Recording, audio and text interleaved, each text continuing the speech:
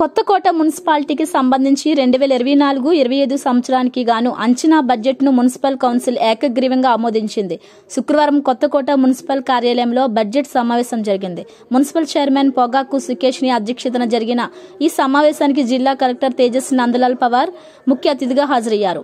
కలెక్టర్తో పాటు MLA G Madhusudan Reddy, అదనపు collector local bodies Sanchit Gangwar, municipal commissioner Srinivas, council సభ్యులు పాల్గొన్నారు.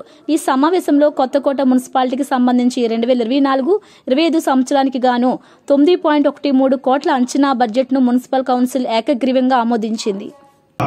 ఎలాంటి వాటర్ సమస్య లేకుండా చూసే బాధ్యత మేము తీసుకుంటాము.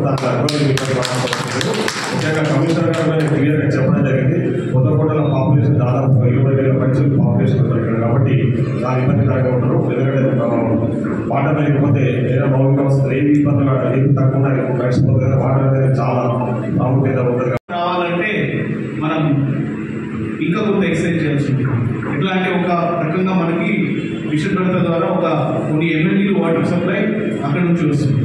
టౌన్ ఒక డిఫరెంట్ ఫేస్, ఒక మంచి లొకేషన్ కొత్తకోట పట్టణానికి హైవే పక్కన ఉందంటే నాకు తెలిసి వనపర్తి జిల్లాకి ఒక ఫేస్ ఎక్కడ ఉంది అంటే ఇది కొత్తకోట పట్టణం.